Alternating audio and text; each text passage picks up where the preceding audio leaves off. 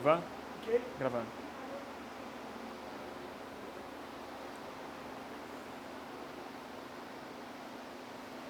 É aqui cercado pela glória dos troféus que a gente começa o terceiro episódio de Cortex, o nosso programa de passeios e conversas abertas do Fluxo, do Estúdio Fluxo.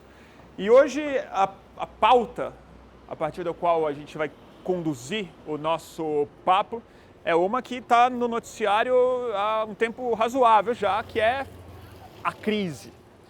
Mas a gente não quer discutir só a crise econômica, a gente não quer discutir como ela se funde de muitas formas com a crise política que a gente vive, se tornando, se não sinônimos, mas irmãs siamesas nesse ponto. Mas é como a partir da crise a gente pode entender outras dimensões do que está acontecendo aí, não só com a nossa economia, mas com as bases sobre as quais ela está construída. E para conversar com a gente hoje, eu convidei uma pessoa que representa muito disso, que é uma pessoa que há décadas estuda economia, não a partir das dinâmicas macro e microeconômicas, mas a partir da filosofia sobre a qual a economia é erguida. É o professor Ricardo Abramovay. Apesar dele ser, e na verdade ele está se aposentando agora, um professor da FEA, da Faculdade de Economia da USP, o professor Ricardo Abramovay faz questão de falar sempre que ele não é um economista. Ele é formado em filosofia, se doutorou, se mestrou em ciências políticas, ciências sociais e já foi chefe de departamento da economia da USP com essa perspectiva. Com a perspectiva de tentar compreender os processos econômicos a partir dos princípios filosóficos ou da intenção que há por trás dele, da função, melhor dizendo, do propósito que muitas vezes se perde no noticiário econômico. A gente está discutindo como o Brasil está em crise em função da queda do PIB, da volta da inflação, do desemprego, através de índices. E o que a gente vai tentar discutir com o Ricardo a partir disso é como que a gente pode entender essa crise econômica, aí sim, como uma crise estrutural do que a gente entende por economia. Então, estamos aqui com o professor Ricardo, amigo, querido. Estava um pouco falando brevemente sobre você, como alguém que fez uma carreira muito grande na FEA, e acho que eu não tive tempo de falar, na verdade, que é como a gente quer conduzir muito essa conversa, que é como a compreensão, como o estudo que você desenvolveu no campo econômico tem muito a ver com uma compreensão nova de uma ética, de uma relação nova com a natureza, para a gente reconstruir um paradigma econômico. A gente está na frente do Santa Luzia, a gente vai dar uma volta aqui nos Jardins, na Oscar Freire, também uma área comercial importante de São Paulo, mas eu queria começar com você, começar o nosso papo. Não é uma pergunta simples, mas a partir dela a gente vai desenvolvendo. Não há discussão, estamos no meio de uma crise econômica. É o PIB que cai, a inflação que volta a reaparecer, o desemprego, e há esse consenso nacional de que algo muito sério precisa ser feito na nossa economia para resolver. Mas eu queria saber de você assim, essa crise, como ela ser resolvida a partir da dinâmica e do paradigma sob o qual ela está construída? Qual para você é a essência dessa crise econômica que se manifesta na superfície através de índices e números? Olha, Bruno, a crise vai ser resolvida e muito provavelmente pelos mecanismos convencionais, ou seja, se por crise você entender o fato de que o país está crescendo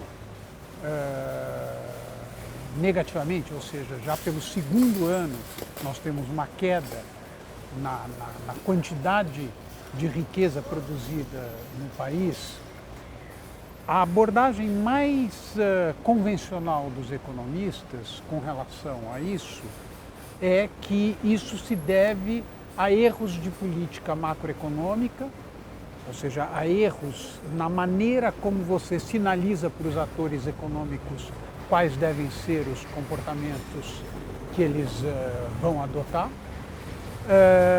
Em algum momento, nós nesse momento, segunda semana de março de 2016, os jornais dão que nós atingimos o fundo do poço. Então, o que isso significa como fundo do poço? Significa que, como os preços das commodities voltaram a subir, como o câmbio foi valorizado e como a moeda brasileira tornou a produção brasileira um pouco mais competitiva no exterior, isso permitiu que a gente exportasse mais e retome de alguma forma o crescimento econômico. E nesse sentido, teríamos chegado ao fundo do poço. Tá. O fundo do poço não como uma tragédia, mas como uma possível retomada. Exatamente. Já chegou no fundo, agora vai recomeçar a subir. E o debate que o Brasil está fazendo está totalmente centrado em torno de política macroeconômica. Esse é um debate irrelevante? Não, é um debate muito relevante. Por quê? Porque quando você fala política macroeconômica, você está dizendo o seguinte, basicamente você tem um problema de que o Estado está gastando mais e muito mais do que ele arrecada, só que há muito mais tempo e num horizonte de gasto em que essas despesas do Estado não vão diminuir. O que significa, e aí eu estou quase que mimetizando o raciocínio tradicional dos economistas, o que significa que você transmite aos agentes econômicos a ideia de que a situação das contas públicas vai ficar cada vez pior, ou seja, de que o Estado vai ter que se financiar de algum jeito, e como é que ele se financia? Tomando dinheiro emprestado do público, da poupança da sociedade, e pagando por isso juros cada vez mais elevados. Então, se não for interrompida essa trajetória ascendente dos gastos públicos, você não consegue sair disso. Então, todo o debate hoje está concentrado em como é que você reduz esses gastos públicos num contexto que não é um contexto fácil. Por quê? Porque boa parte desses gastos públicos correspondem à satisfação de direitos que estão garantidos constitucionalmente e que o Estado sequer tem o poder de optar por não fazer esses gastos. Então o Estado está muito amarrado. É uma sinuca, mas... É uma sinuca. Essa é uma parte da discussão. Essa é uma parte da discussão e é a que inevitavelmente precisa ser resolvida de maneira emergencial. Só ser resolvida de maneira... Mas vamos subir, vamos entrar no supermercado? Vamos. Mas o que eu acho assim, a gente tem a oportunidade, a partir de uma crise que põe a economia no centro da discussão pública do país em muitos níveis, e a discussão política se torna quase sinônimo disso também hoje, como é que a gente tem a chance de usar ela para discutir algo que você vem trabalhando há muito tempo, que não é a análise macroeconômica ou microeconômica, mas a análise sistêmica do capitalismo e principalmente do modelo de desenvolvimento nacional, né? O que você acha que essa crise que a gente vive hoje tem a ver com um modelo, aí sim, insustentável de economia, tanto do ponto de vista ambiental, mas principalmente do ponto de vista civilizatório, quase, assim, do país? Claro. Para responder essa tua pergunta, uma observação. Você tem uma parte dos analistas, sobretudo dos economistas, que diz o seguinte: o problema que está acontecendo é porque houve um capitulacionismo por parte do governo. O governo se rendeu a forças que são poderosas e que dizem que mistificam, superestimam a importância desse reequilíbrio, desse ajuste fiscal. Ora, diz essa corrente, como os gastos públicos são uma proporção imensa, gastos com juros da dívida, bastaria você renegociar ou dar calote, enfim, dar algum jeito de resolver jogo, né? a dívida, e aí você propor medidas para estimular o crescimento econômico, estimular o consumo. Só que, e a partir de agora, eu começo a responder a tua pergunta. O que fica nesse raciocínio é a impressão de que tudo ia muito bem na economia brasileira, só que houve um tropeço, um acidente, um percalço. É isso que parece. Um percalço que assim... A Dilma fez alguma besteira. Ou a Dilma fez alguma besteira, ou a conjuntura internacional, infelizmente, não nos favoreceu, porque as commodities caíram de preço. E aí que está a questão-chave. Nós nos convertemos, nós somos um país de 200 milhões de habitantes, com uma classe empresarial importante, poderosa, com uma comunidade científica muito importante, com recursos fantásticos, abundante. E nós estamos na lanterninha dos principais indicadores no que se refere à competitividade, no que se refere à inovação. Isto é, nós estamos passando por uma situação no Brasil que é trágica no seguinte sentido. Por um lado, desde nos últimos 10, 15 anos, de fato, houve uma redução muito forte da miséria absoluta e da pobreza no país, que é muito positivo. Só que essa redução da miséria absoluta e da pobreza no país não foi acompanhada por um aumento de produtividade. Não foi acompanhada. Não, de jeito nenhum. De jeito nenhum. O Brasil... Como é que a gente traduz isso de outra forma? O que a gente entende por essa produtividade? O trabalhador brasileiro, quando você compara a quantidade de riqueza que o trabalhador brasileiro produz por hora com a quantidade de riqueza que o trabalhador mexicano, que o trabalhador alemão, que o trabalhador norte-americano produzem, o trabalhador brasileiro não aumentou a quantidade de riqueza que ele produz por hora. Não é que o trabalhador trabalha menos, não, tá certo, as pessoas trabalham. Só que os meios técnicos a partir dos quais esse trabalho é realizado, ainda estão presos no século XX, cronicamente. Totalmente presos no século XX, e o resultado é que você teve uma explosão, um aumento na riqueza no que se refere a bens primários, mas não no que se refere a bens ricos em conhecimento e informação. E hoje, no mundo contemporâneo, o mais importante não é a competitividade por preço. Isso é século XX, dizer nós vamos ganhar, nós vamos chegar nos mercados internacionais porque os nossos preços são melhores, isso é o século XX. O século XXI nós vamos chegar aos mercados mundiais porque os nossos produtos são mais ricos em informação e em conhecimento. E isso o Brasil ficou completamente a pé.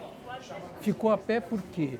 Em primeiro lugar, porque a inovação tecnológica na sociedade brasileira foi baixíssima. Em segundo lugar, porque o Brasil é um país em que o sistema educacional, por mais que tenha se universalizado, a qualidade da educação continua sendo de uma precariedade franciscana, tá certo? Ou seja, nós, em grande parte, reduzimos a desigualdade de renda, mas as formas substantivas de desigualdade, no que se refere à desigualdade de educação, desigualdade de saúde, desigualdade no acesso à mobilidade, desigualdade no acesso à justiça, isso no Brasil absolutamente não foi reduzido. Hoje, se você pega a escola em que essa pequena parcela da elite econômica estuda e a escola pública, há um abismo, né, separando esses dois universos. Mas aí, parece que isso também é uma... A sensação que dá quando você fala isso é que quase que foi inevitável que fosse assim pela urgência ou pela imposição que o crescimento econômico teve no Brasil nos anos Lula, depois da estabilização da economia para cá. Quer dizer, a gente precisava crescer o bolo rápido o suficiente para que essa retirada das pessoas da miséria fosse rápida, né? Só fosse que, emergencial. só que isso poderia ter Poderia ser levado... feito de uma outra forma. Poderia ter Claro. sido de uma outra forma, ou seja, o mais importante nessa discussão é que quando você pensa em crescimento econômico, o fundamental não é simplesmente você examinar os setores, o fundamental é você examinar que tipo de redes e de coalizões sociais são subjacentes ao crescimento. E aí é que nós chegamos à tragédia brasileira. Enquanto China, Índia têm o seu crescimento, por um lado, em condições ainda mais perversas que as brasileiras, você pega o que é o carvão na Índia, é um negócio horroroso. Não, e a composição da própria Tá certo? população, você está falando de centenas de milhões, de bilhões de pessoas, né? Mas, por outro lado, são dois países que hoje estão na vanguarda da inovação num tema decisivo que é o tema de energia. Hoje, não só porque eles usam energia solar e eólica, mas porque você tem grandes multinacionais chinesas e indianas que são atores globais na área de energia. Quais são as empresas que hoje no Brasil podem ser consideradas como empresas que protagonistas globalmente, tá certo? Que tem importância global? Sim. É a JBS, é a Bertin e são as construtoras. A Odebrecht e a A Petrobras. Odebrecht e a Petrobras e a Vale. Exatamente, as que E a estão Vale. as que estão no pegando os escombros, pegando todos, virando Exatamente. esses escombros da nossa crise política Exatamente. e econômica. Aí a história das coalizões sociais se torna muito importante. Como assim? Explica melhor. Por quê? Porque quando você fala em crescimento econômico, o crescimento econômico não é simplesmente um fenômeno emergente resultante da interação de vários elementos, como a ideia de emergência é uma ideia da biologia, que é uma ciência na qual você vem se aprofundando, que você gosta muito. É muito mais que isso. No caso das sociedades, da economia, a emergência do crescimento econômico, ela resulta daquilo que fazem atores sociais que estão deliberadamente, conscientemente articulados entre si, com objetivos, com bases políticas, etc.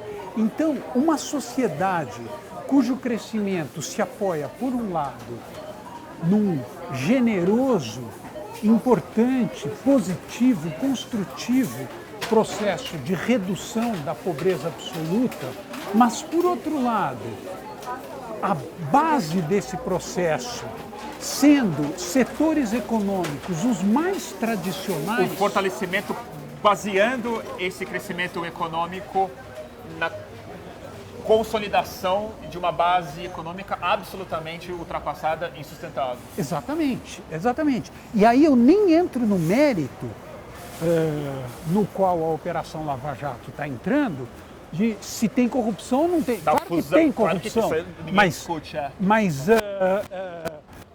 você vê que essa articulação perversa entre políticas socialmente progressistas e políticas econômicas que fortalecem o que a sociedade tem de mais atrasado, com alguma exceção no setor agropecuário, onde houve avanços, inclusive políticos muito interessantes. Você acha que houve avanço no agropecuário? Muito. Porque, na verdade, assim, uma das expressões mais interessantes e atuais desse avanço é a coalizão Clima-Floresta. A coalizão Clima-Floresta, por exemplo, está revelando que os setores que 20 anos atrás, quando eu era diretor da Associação Brasileira de Reforma Agrária, que nós considerávamos inimigos, certo? Que era uma coisa assim visceral, nominalmente sociedade rural brasileira, hoje são setores que estão militando para que o Código Florestal seja aplicado efetivamente. Estão em aliança ruralista, é isso mesmo? Muito importante, em aliança com o Greenpeace. Por quê?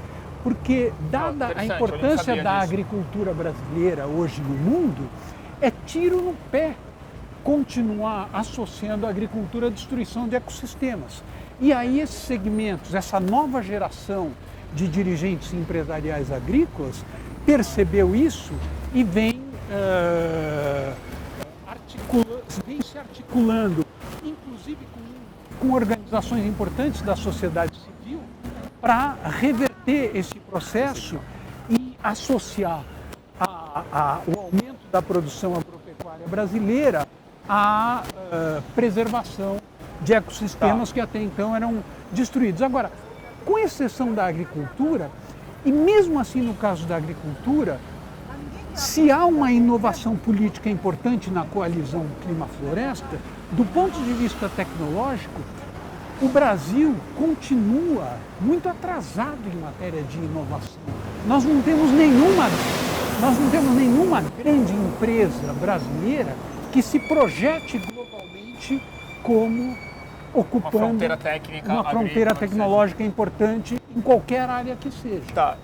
Isso abre uma série de coisas que eu queria tratar com você, não sei por onde seguir agora, porque você tem também um trabalho muito importante seu feito sobre agricultura familiar e desenvolvimento nacional. Eu queria voltar, e a gente segue depois falando de agricultura, na ideia de crescimento, né? Eu acho assim, alguma coisa que é um dogma, certo? Socialmente difundido de que o país precisa crescer. Mas não há muita compreensão pública por trás desse dogma do que é crescimento de fato. A gente vive uma exaustão muito grande dos recursos naturais e a sustentabilidade já não é mais um discurso de nicho. Eu queria que você falasse um pouco sobre isso, assim, sobre mesmo que a gente retome o crescimento econômico a partir da nossa crise, esse crescimento não continua sendo algo, no fundo, indesejável para o futuro? Se for feito o aumento do consumo, o aumento da renda e do consumo e da produção de riqueza baseada nesse capitalismo que nós temos hoje instalado no mundo e no país? Você tem duas questões aí que são as seguintes.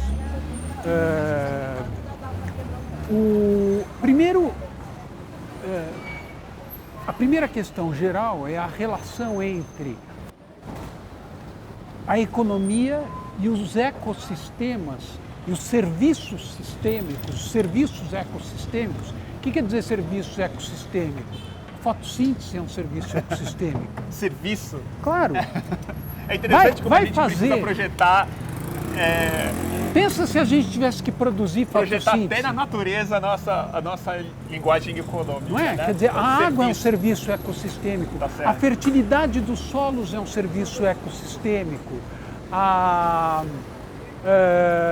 Enfim, são tudo a oferta que nós recebemos. A natureza é um serviço. O clima é um serviço ecossistêmico. E imagina se nós tivéssemos que produzir clima. Pois bem, dos 23 serviços ecossistêmicos mais importantes, dos quais depende a vida social, 17 já estão seriamente comprometidos segundo relatórios das Nações Unidas. No que se refere ao clima, esse comprometimento, por mais que tenha havido e haja progressos recentes muito significativos, esse comprometimento persiste. Por exemplo, se nosso objetivo é atingir no máximo 2 graus de elevação da temperatura até 2100, se a humanidade continuar emitindo como ela emite hoje, esse orçamento carbono esgota em 2036. Já há quem diga que é bem antes disso já, né? É um relatório da PricewaterhouseCoopers que vem... que não é uma organização muito verde, para assim dizer. Né? Não é o subcomandante Marcos, nem o Paul nem Watson Greenpeace. falando. Exatamente. Biodiversidade, etc, etc. Então, isso levanta uma questão que é a seguinte: quanto nós podemos continuar crescendo para permitir não só interrupção nesse processo destrutivo dos serviços ecossistêmicos, mas para permitir regeneração dos serviços ecossistêmicos que já estão destruídos. Essa é uma questão que nos coloca diante da evidência de que o crescimento econômico não poderá ser infinito. Isso, do ponto de vista da ciência econômica, é uma heresia. É uma heresia, É uma completa heresia. Por quê? Porque se a economia tem algum estabilidade objetivo, é baseada no crescimento. a estabilidade é baseada no crescimento, é o crescimento que oferece emprego, etc, etc. Tem uma segunda questão, e eu espero que na nossa conversa a gente volte a essa primeira questão mais geral. Tem uma segunda questão, para nós muito mais importante, que se refere à qualidade do crescimento. E eu acho cada vez mais, mesmo no que se refere à primeira questão, que eu coloquei em termos muito abstratos, que nós precisamos pensar fundamentalmente a qualidade do crescimento. O que é um crescimento baseado em infraestruturas que destroem o meio ambiente num contexto em que você pode ter, tecnicamente, infraestruturas que, ao contrário, regeneram o meio ambiente? Por que eu tenho que fazer uma agricultura destruindo florestas se hoje é perfeitamente viável eu fazer uma agricultura regenerativa? Por que eu tenho que construir hidrelétricas na região amazônica, destruindo uma parte muito importante dos ecossistemas locais e sobre a base de tecnologias tão atrasadas, se hoje a energia solar a energia eólica tem um poder fantástico de oferecer esse mesmo serviço que a energia elétrica. Com um potencial muito maior do que se previa há apenas 5 anos, 10 anos, certo? Todas as previsões de avanço, todas as previsões referentes ao avanço da energia solar, para você ter uma ideia, durante a Conferência de Copenhague, a Agência Internacional de Energia previa que o mundo ia ter 20 gigawatts de energia solar instalados. Hoje são 180. Já são 180? Já são 180. Isso em 2008, foi a conferência... 2009. O avanço nesse sentido é espetacular. Então, qual é a questão com relação ao Brasil? A questão com relação ao Brasil, e no fundo, não é só o Brasil, mas especialmente no nosso caso, pode ser resumida da seguinte maneira. É claro que o Brasil precisa de infraestrutura. A questão é a gente saber qual infraestrutura nós precisamos. Nós precisamos de uma infraestrutura em que a gente faça mais pontes, mais viadutos, na tentativa de melhorar o trânsito. E gerar emprego. Gerar emprego, como etc. a gente entende o emprego. Tá certo? Ou, ao contrário, nós precisamos de uma infraestrutura que é o que preconiza uma associação de lideranças globais dirigidas pelo Felipe Calderón, ex-presidente do México, que é uma nova economia voltada explicitamente a reduzir as emissões de gases de efeito estufa, mas com isso reduzir todos os impactos. E, portanto, nós precisamos repensar o que é as infraestruturas das quais o crescimento econômico depende. Portanto, muito mais importante do que a questão podemos ou não podemos crescer, devemos ou não devemos crescer, é a questão para onde nós devemos crescer e para que nós queremos e devemos crescer. E aí é especialmente trágico a gente ter essa conversa nesse momento do país, porque parece que a gente está tão enfiado na conversa da crise pela crise que a gente não consegue discutir isso em nenhum nível realmente público e político. Quer dizer, essa conversa não chega realmente...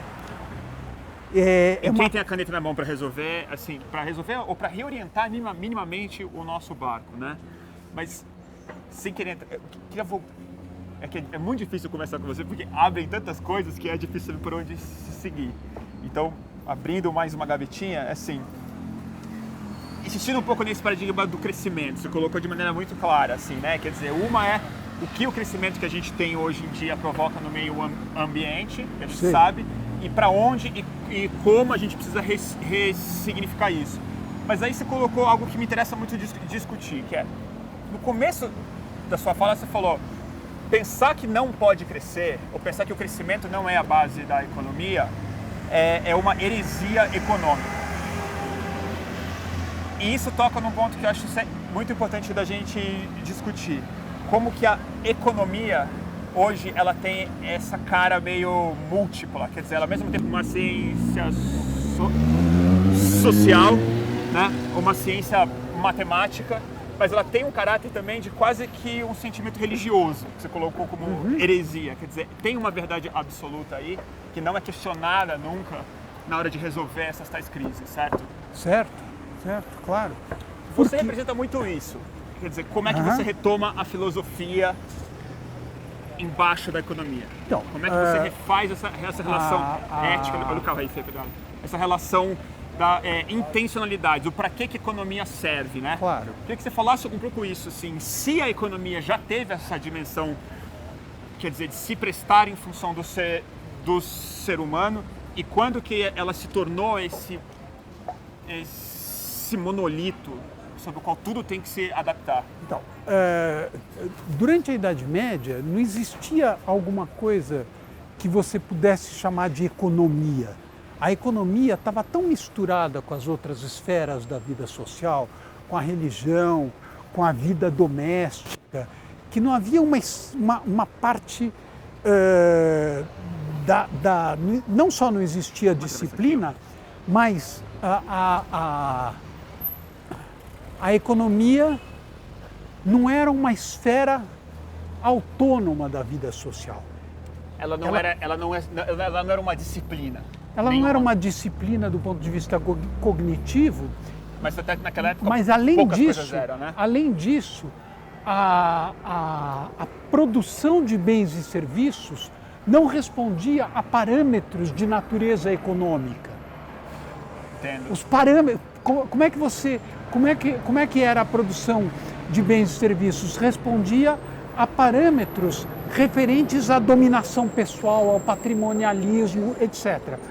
Ao tipo diferente de propriedade também, né? De propriedade também. A Revolução Industrial e o capitalismo, eles têm um lado emancipador, uma dimensão emancipadora nesse sentido, muito importante, claro, que é justamente essa de fazer da economia, de autonomizar a economia como esfera autônoma da vida social. Como? O parâmetro pelo qual você julga se uma atividade econômica é socialmente útil ou não é a opinião das pessoas, não é a relação entre as pessoas, é o balanço das empresas. Passam a existir empresas. Antes do século XIX, fundar empresas era alguma coisa que não era permitida. As pessoas e as organizações, você não podia fundar organizações. A Companhia das Índias Orientais não é uma livre empresa como nós entendemos a livre empresa hoje. Tanto é que ela tinha poder de justiça. Ela era paraestatal. Ela era paraestatal, era Estado. Então, é um ato emancipatório quando surgem organizações, quando a sociedade, isso começa nos Estados Unidos, na França, e na Inglaterra, só no século XIX, as pessoas normalmente não se dão conta, é muito recente. Até o século XVIII você não podia montar organizações de natureza especificamente econômica. É só a partir do século XIX que começam a surgir organizações cujo parâmetro de avaliação a respeito do seu funcionamento não é amizade, não é utilidade para este ou aquele grupo social. É o balanço. É o balanço. Se dá lucro, sobrevive. Se não dá lucro, sobrevive. O que isso significa? Significa a instituição de um jeito de viver no qual cada vez mais surgem organizações que preenchem desejos sociais com esse único parâmetro em vista. Se dá lucro, mantém. Se não dá lucro, fecha. Nesse sentido, e isso se consolidou teoricamente no século XIX, naquilo que os economistas chamam de revolução marginalista, houve uma separação entre a ética e a economia. Por quê? Porque até então, qualquer ação econômica, ela era definida por sua finalidade. E essa finalidade tinha um conteúdo específico, valorativo, que era objeto de julgamento da igreja, da família, etc. A hora que surge a empresa, é o seguinte, você respeita a lei, e se você vai produzir X, Y, Z, se vai provocar obesidade, se o carro vai provocar trânsito, meu amigo, isso não é problema seu, isso é um problema da autoridade pública. A finalidade do produto passa a se dissociar completamente. Quer dizer, pega o exemplo do automóvel. O que eu estou falando eu sei que é muito abstrato, mas vamos pegar o exemplo do automóvel. O automóvel é um objeto que está voltado para garantir e ampliar a mobilidade das pessoas. O automóvel no mundo contemporâneo, ao contrário, ele é o principal vetor da imobilidade generalizada que marca as regiões metropolitanas no mundo todo. Tá certo? Anda mais devagar do que um cavalo. Né? Anda mais devagar que um cavalo, etc. Esse não é um problema da indústria automobilística, ou até muito recentemente não era um problema da indústria automobilística. Isso é que quer dizer a separação entre ética e economia. A finalidade, para que eu estou produzindo aquele bem? Eu estou produzindo aquele bem para ter lucro. Não, mas peraí, como assim? Você está produzindo carro, não é para mobilidade? Ah, não, desculpa, é também para mobilidade. Você percebe? Quer dizer, você está produzindo carro para ter lucro. O teu acionista vai te julgar pelo lucro que você tem. E não por aquilo que os gregos definiam como sendo a ética, que é a ciência que estuda a finalidade da ação humana. É óbvio que a finalidade da ação humana... ética dessa forma, porque ética, para a maioria das pessoas, se você perguntar aqui o que é ética, a pessoa fala... É cumprir a regra. Cumprir a regra. Cumprir a regra. Cumprir a regra, exatamente. Né? Não, para os gregos, a ética é exatamente o propósito. É a ciência referente ao propósito, referente ao sentido. A característica fundamental da economia moderna é que ela consegue despojar as atividades econômicas de sentido. Ou ao contrário, é uma ética autogravitacional. Ela só se refere a ela mesma, né? Claro. É uma ética psicopata, quase. E portanto o sentido é dado por ela mesma. É interessante. E daí é dado por ela mesma e, portanto, pelo seu crescimento. Qual é o único objetivo do sistema econômico? O único objetivo do sistema econômico não é abastecer a sociedade, porque mesmo em sociedades que já estão arquiabastecidas, nas sociedades nórdicas, o sistema econômico precisa crescer. O único objetivo do sistema econômico é crescimento, e a introdução de qualquer objetivo que não se refira, que vá além disso, ela é perigosa, porque ela pode ser objeto de quê? De uma imposição autoritária. Justamente a característica central da economia como sistema e como ciência é que é um sistema no qual os agentes econômicos, de maneira inteiramente descentralizada e cada um voltado a seus próprios objetivos, alcançam um objetivo comum, que é a produção de riqueza. Mas a pergunta, será que essa riqueza é prosperidade? Será que essa riqueza é bem-estar? Essa pergunta convencionalmente não estava dentro da economia, embora uma parte da microeconomia seja a economia do bem-estar. Mas aí tem uma contradição terrível nesse processo, né? Que é muitas, na verdade. Mas uma que me chama a atenção é assim, você destacou muito quando a economia saiu dessa esfera pública, quer dizer, de ser um fruto e parte de uma conversa que tem a ver com a relação com a política, com o Estado e tal. Mas, ao mesmo tempo em que ela se retirou dessa conversa ética, todas as outras instâncias, ao longo do tempo, acabaram se submetendo aos interesses da economia que está fora dessa conversa. Você colocou, né, quando a Companhia das Índias Orientais elas eram paraestatais, a gente estava voltando para esse processo, porque as empresas tomaram um tamanho tal que elas começam a ter uma força política, às vezes muito maior do que o Estado. Grande parte da crise que a gente vive é exatamente isso. Claro. Como é que você separa a Odebrecht do governo brasileiro? Não é só uma promiscuidade e não é só um moral, é uma promiscuidade sistêmica. Assim, e não é só um fenômeno brasileiro. Você pega o financiamento de campanha nos Estados Unidos... Eu queria falar disso. É um escândalo, e um escândalo consolidado constitucionalmente, quer dizer, as empresas legalizaram muito do que a Lava Jato foram consideradas cidadãs e, portanto, com direito a contribuir para a campanha americana. Etc. Eles legalizaram grande parte do que a sociedade brasileira hoje é escandalizada. esse tipo de fusão de empresa e Estado nos Estados Unidos é modelo de campanha normal, os super PACs e tal, que é o que está em crise também, diga-se, né? Claro, claro.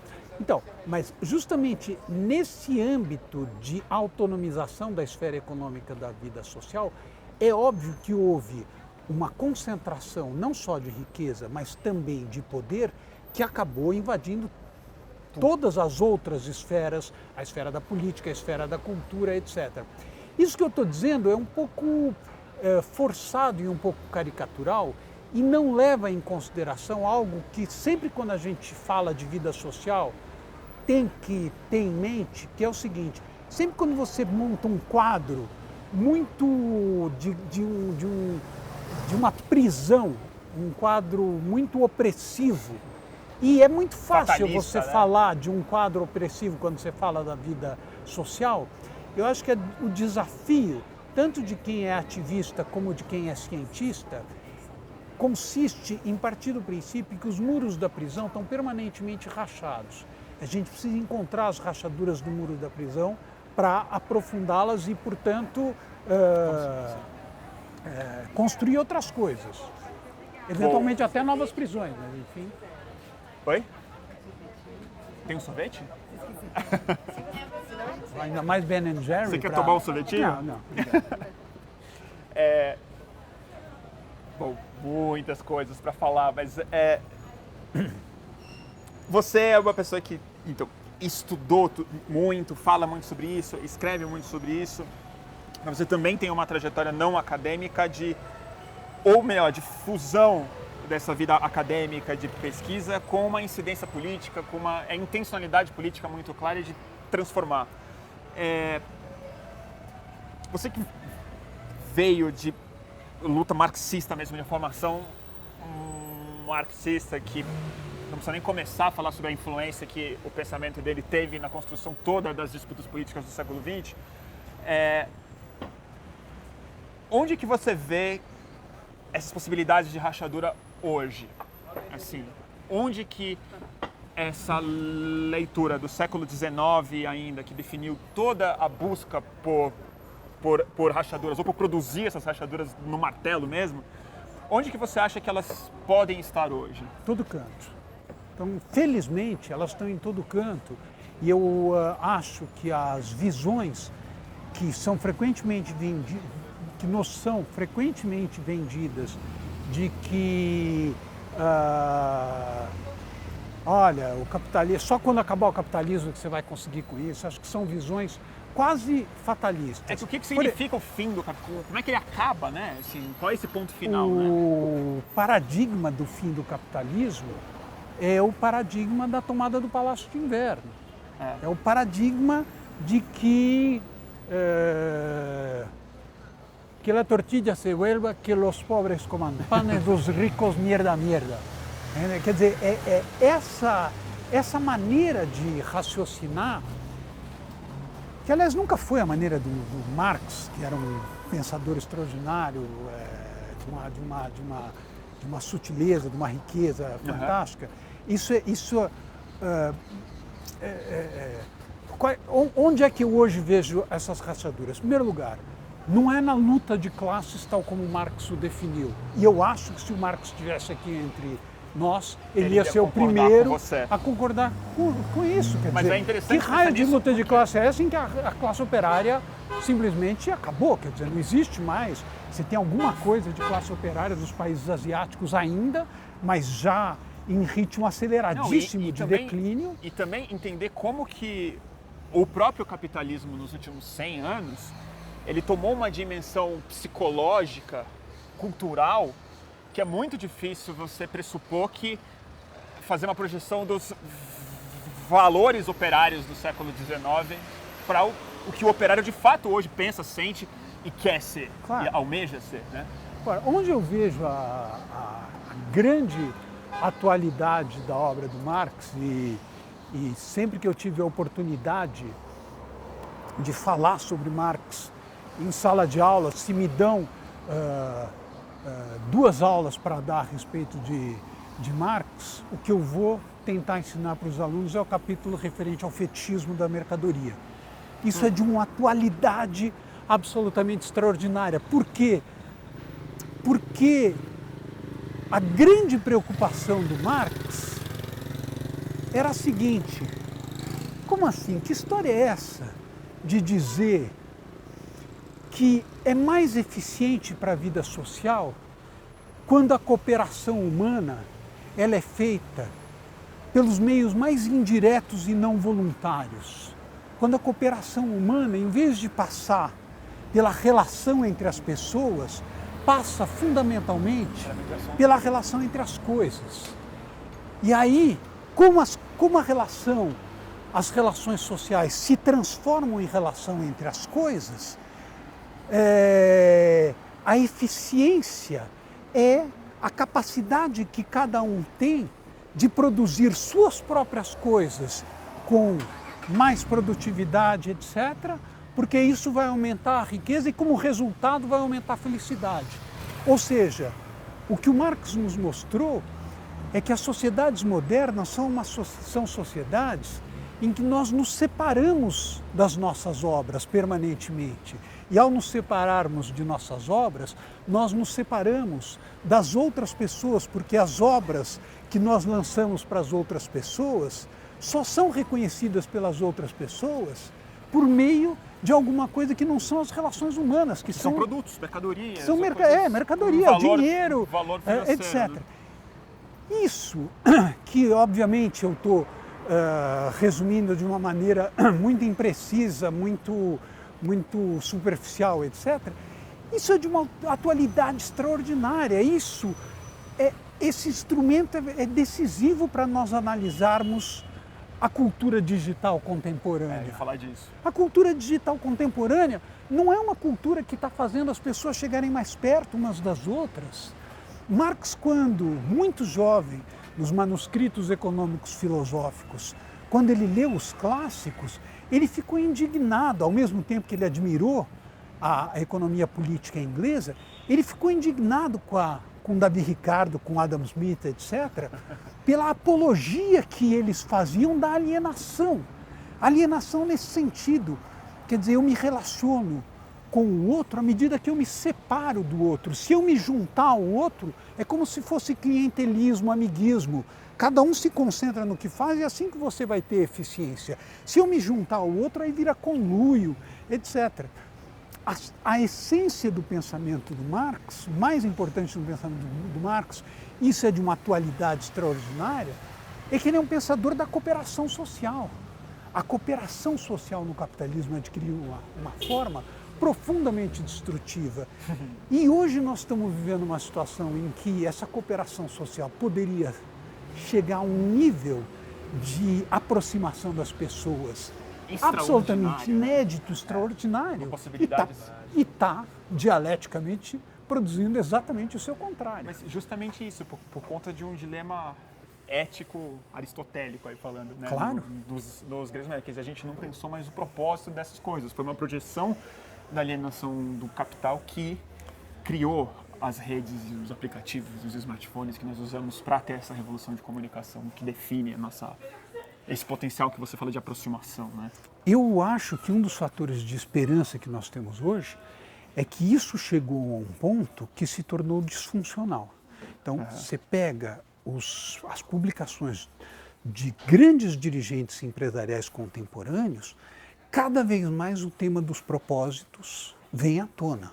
Inclusive porque se não houver uma precedência fundamental dos propósitos na maneira de organizar a vida material, vai ser impossível organizar essa tentativa de compatibilizar o crescimento do sistema econômico com a manutenção e com a regeneração dos serviços ecossistêmicos. Isso é um objetivo substantivo, isso não é simplesmente... Isso é um imperativo, na verdade. É um imperativo e, ao mesmo tempo, é um imperativo ético no sentido de que não pode ser visto como algo puramente instrumental. Não é só instrumental no sentido de que eu preciso preservar a natureza para manter os lucros. Se o raciocínio for esse, não vai preservar a natureza coisa nenhuma. E isso os dirigentes empresariais mais avançados no mundo contemporâneo estão se dando conta. E isso tem uma influência forte nos processos de inovação. Você acha que isso tem muito mais a ver com que esse pensamento está mais avançado no setor privado, digamos assim, do que no setor político do mundo? No pensamento do Estado? Eu infelizmente acho. Eu acho. Isso, Eu acho, isso... inclusive do que em muitos segmentos de movimentos sociais. Também. Uma das coisas mais dolorosas para uma pessoa da minha geração, para mim, acho que tem pessoas da minha geração que estão achando isso máximo. É o seguinte, eu vivi um momento em que o movimento sindical no mundo todo era um movimento que se organizava em função dos imperativos mais universais da emancipação humana. Tá certo? Os sindicatos europeus, a vinculação entre os sindicatos europeus e os partidos comunistas, o eurocomunismo, esse vasto movimento de transição para uma forma de cooperação avançada, o socialismo que seria, baseado em consenso, em métodos pacíficos, etc.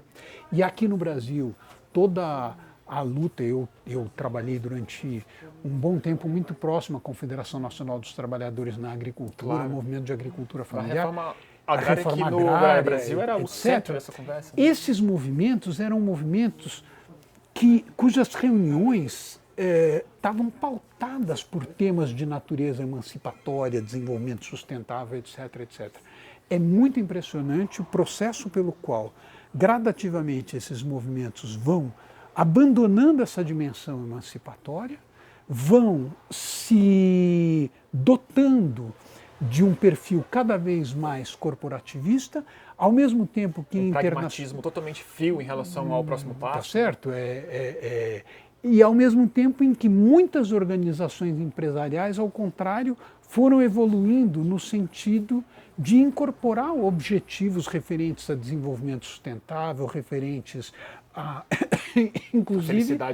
Felicidade humana, a luta de minoria, etc. Esse é um paradoxo, e é um paradoxo muito preocupante, porque é óbvio que se não houver uma base social muito forte para essas aspirações de emancipação universalista, etc., é óbvio que isso não vai acontecer.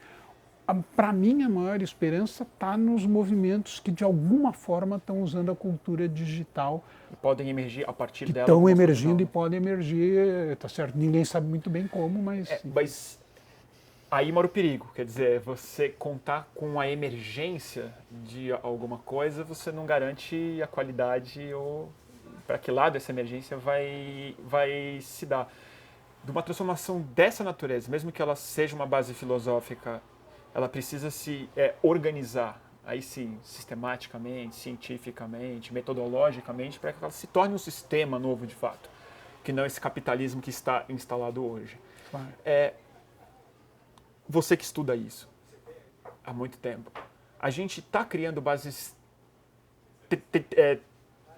teóricas e científicas do que pode ser um novo sistema econômico, uma nova ciência econômica para dar conta desses desafios que você está falando? Tem uma armadilha nessa tua pergunta que é um pouco a seguinte. Nós tínhamos uma base teórica que era, de alguma forma, inspirada no Marx, etc. Muito sólida. Muito sólida. Tanto muito liberal quanto socialista. Tá certo. Você tinha... Eu acho que não vai aparecer alguma coisa dessa natureza. Uhum. Felizmente. Não que é uma trivialidade manifestar admiração reverencial pelo pensamento do Marx, etc. Mas a minha sensação é que conforme o mundo vai ficando mais complicado de entender, o nosso desafio é utilizar as mais variadas ferramentas teóricas para equacionar as coisas que nós estamos fazendo e as coisas que nós vamos propor. Eu não tenho dúvida de que estão surgindo e vão surgir teorias muito interessantes. Toda a aproximação entre teorias das redes nas ciências sociais, nas ciências biológicas e nas ciências físicas, isso é extremamente promissor do ponto de vista teórico e está ligado à teoria da informação, enfim. O que há de mais avançado em economia ecológica se apoia nessa relação entre ciências do homem e da Terra. Ciências do homem e da sociedade, ciências da vida e da terra, a maneira como essas ciências estão se interpenetrando são hoje um fator muito importante de esperança, e isso está acontecendo. A questão não é o surgimento da boa teoria, a questão é a aparição de boas perguntas e de maneiras engenhosas de lidar com o que tem aí. A ideia de que se eu tiver uma boa teoria, tá certo, eu consigo então chegar lá, é um fetiche, é um mito típico do início da segunda metade do século XX. Você teve toda uma geração de intelectuais no mundo todo para os quais era isso. Quer dizer, você ser marxista era uma espécie de caminho real para você chegar às boas maneiras de formular como o mundo é e como o mundo deveria ser. Isso acabou, felizmente acabou. É um desencantamento. Qual é o livro? A minha pergunta é até, não é à toa que a gente está aqui, mas que assim, então, a gente não tem muito mais tempo, infelizmente, acho que essa conversa aqui dá para ficar o dia inteiro conversando. Vou te chamar outras vezes para a gente conversar, porque a gente tocou muito superficialmente muitas coisas que eu queria falar mais, mas a gente não tatua numa livraria. Queria que você indicasse, então, caminhos, nomes, livros, áreas interessantes para quem está nos vendo buscar essas perguntas interessantes, se não as respostas. Assim, quem que você está lendo hoje? Onde você acha que tem um caminho? Eu começaria com Hereges, do Leonardo Padura, que é um livro extraordinário, delicioso, bem-humorado, sofisticadíssimo, que envolve os grandes problemas da perseguição no século XX e que persiste no século XXI, que relaciona uma sociedade socialista em fase de Cuba, né? Em fase de, enfim, é um livro extraordinário. E eu não sei, eu cada vez o Padura tem muito a ver com o momento que a gente está estranhamente começando a cozinhar hoje no Brasil, né? A questão do Padura, o Padura é fascinante porque ele está o tempo todo se remetendo ao passado, mas nunca com o olho no retrovisor. Sempre é para onde esse negócio vai, como é que nós vamos nos reorganizar como sociedade. Eu, enfim, em primeiro lugar, acho que para as jovens gerações, tudo isso, regra de ouro, tenha sempre um autor clássico ao seu lado. Leia Thomas Mann, leia Balzac, leia Stendhal. Quer dizer, esses autores não só eles vão encher o seu espírito de alegria, mas eles vão te dar instrumentos muito melhores do que os que você tem hoje para pensar a respeito do mundo. E hoje em dia, uma coisa que eu acho fundamental é procurar estar a par do que de mais avançado na literatura de ciências sociais está acontecendo. Então, eu estou muito interessado em inteligência artificial, não por qualquer fascínio mistificado por cultura digital em si, etc. Eu não tenho Facebook, eu sou twitteiro, mas porque a reflexão em matéria de ciências sociais que autores como Martin Ford, como Eric Brynjolfsson, no Second Machine Age, McAfee, estão fazendo sobre a era digital é absolutamente fundamental.